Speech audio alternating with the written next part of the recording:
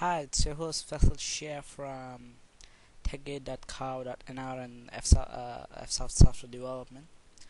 And in this video tutorial, we're going to talk about PHP forms. Before we have talked about HTML forms, how we can make them, and the other PHP basics. And inshallah, in next tutorial, we are going to make our first application, contact us application. So before we go that, we wanna make this tutorials very important. And if you are new to my PHP tutorials, I will request that you go to techgate.co.nr and make a simple free account there and see all of my PHP tutorials before you continue. Okay, so let's start in Urdu. बिस्मिल्लाहिर्रहमानिर्रहीम, आपका दोस्त फैसल शाह आपसे मुखातिब है। अपने इस video tutorial में हम लोग PHP फॉर्म्स के बारे में बात करेंगे। पहले हमने HTML फॉर्म्स के बारे में बात की है, लेकिन ज़्यादातर जो लेटेस्ट स्क्रिप्ट हैं वो HTML फॉर्म से नहीं PHP फॉर्म से बनती है। ज़्यादा फ़र्क नहीं होता है, इट्स बिकॉज पूरी तरह से सिमिलर होता है, बस बहुत थोड़ा सा फ़र्क होता है। मतलब आप कह सकते हैं कि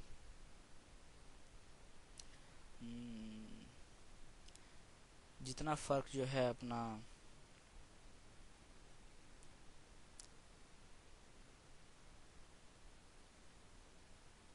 ओके हाँ, मुझे समझ नहीं आ रही कि मैं आपको किस तरह एग्जांपल दूं, लेकिन आप देख लेंगे, इंशाल्लाह आपको समझ आ जाएगी।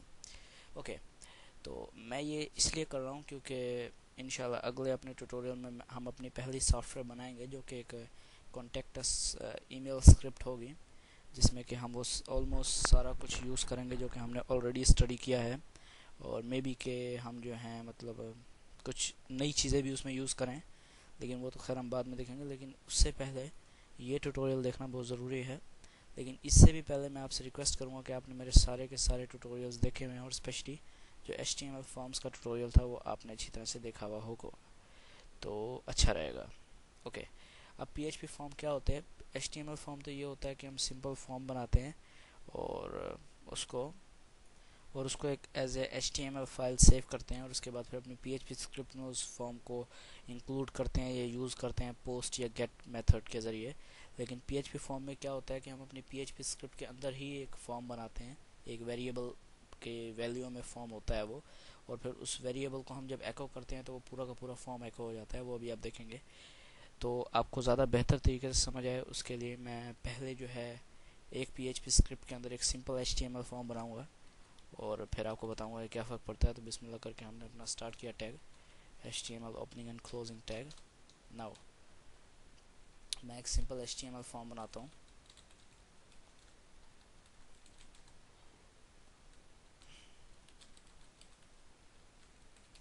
मैं इस सबको एक्सप्लेन नहीं करूँगा बिकॉज मुझे पता है, मुझे उम्मीद है कि अगर आपने मेरे ट्यूटोरियल्स देखे हैं तो आपको ये सब पता होगा कि मैं क्या कर रहा हूँ। Action file, oops, sorry about that.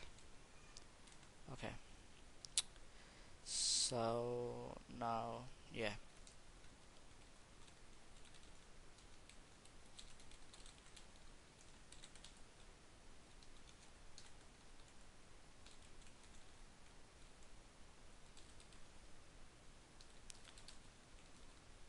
size 20, ये टेक्स्ट बॉक्स है एक, और इस टेक्स्ट बॉक्स को मैं नाम देता हूँ नेम का, ताकि हम बिला आसानी इसको जो है वो रीड कर सकें। या इनपुट नेम, सबमिट बटन,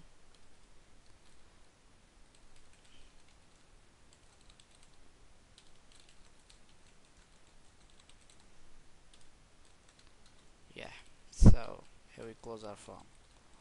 अगर आप नॉर्मल देखें तो हमारा जो है HTML फॉर्म ये होता है। ये एक HTML फॉर्म है जिसमें यहाँ पे हमने एक टेक्स्ट बॉक्स डाला और फिर ये एक सबमिट बटन। ओके, अब जो है हम इसको सेव करते हैं फाइल को।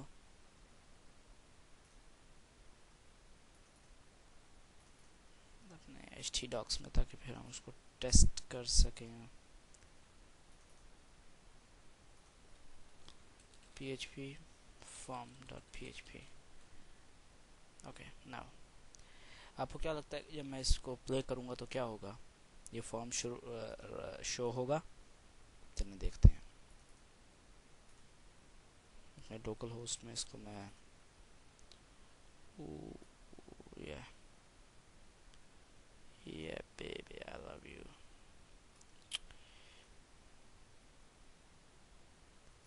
Sorry about that. Okay. PHP form. Yeah. They're going syntax error and expected this. अब अगर मैं इस सब को करेक्ट करता भी जाऊंगा तो ये ख़राब ही रहेगा, लेकिन अगर मैं इस PHP टैग को यहाँ से हटा देता हूँ, यहाँ से और यहाँ से, और इस फाइल को सेव करता हूँ और रन करता हूँ, चल गया। इसकी वजह आपको पता है क्या है? इसकी एक बहुत ही जो है सिंपल सी वजह है, वो ये कि जो मैंने कोड किया है वो एक HTML फॉर्म है, PHP फॉर्म नहीं है।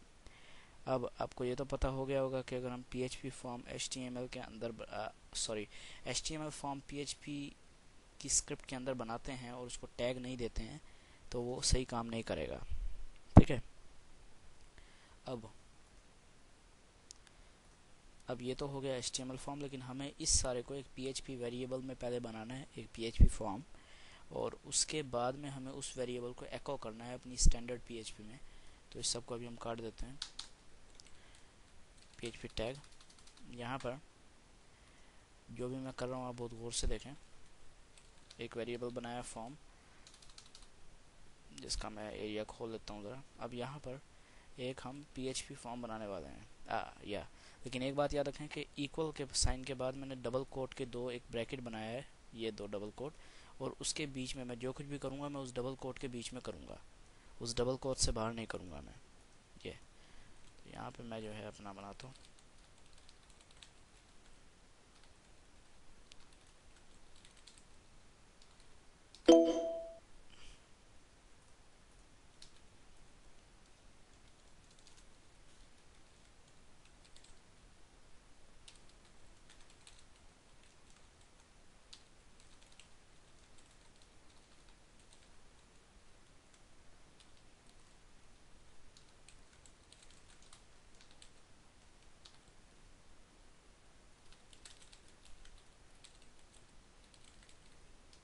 Oops.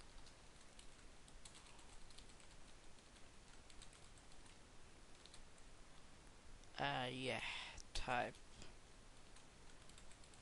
गौर से देखें ज़रा कि क्या फ़र्क है मेरे इस फॉर्म में और मेरे पहले के फॉर्म में।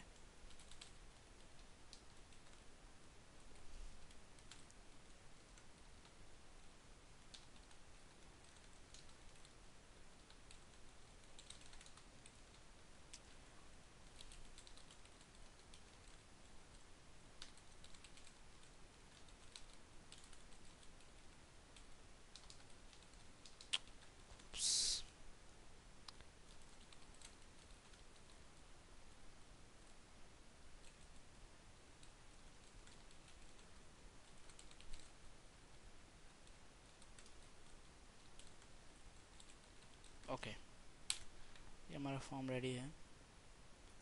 अब मैं just to save the place इसको पीछे ले आऊँगा, ये।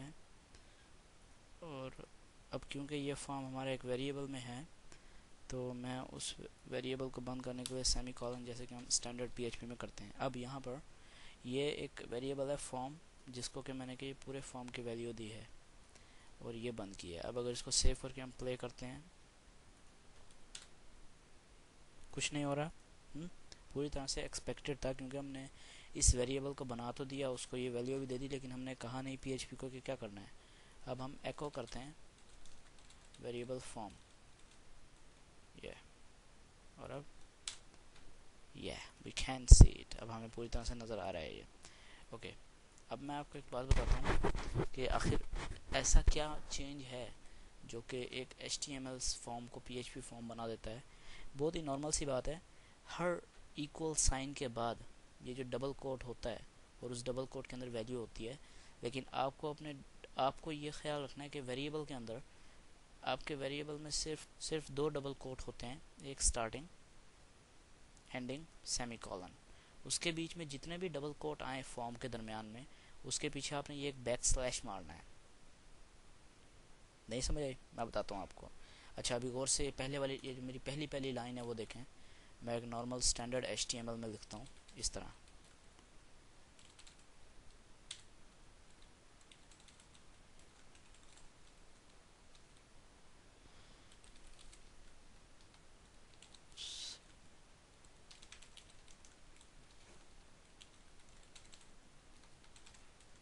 ओके, अब देखें आप इस फाइल के भी इस लाइन में फ़र्क और ये इस लाइन में, सिर्फ और सिर्फ ये एक बैक स्लैश का फ़र्क है।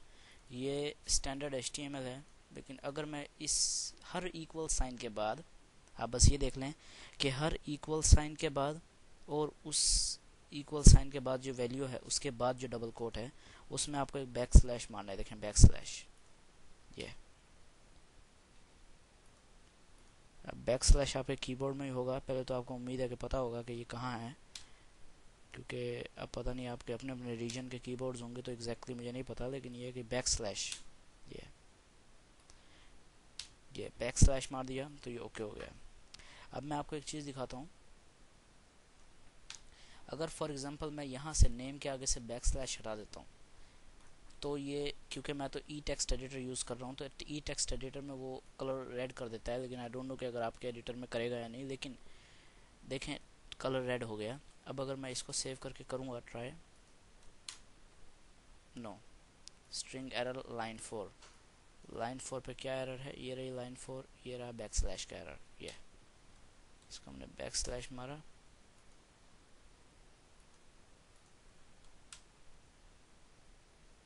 उप्स,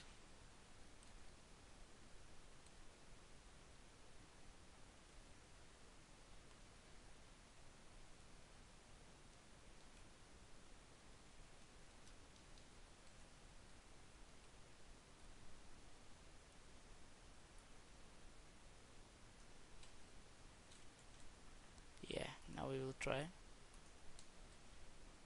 Yeah, it works perfectly.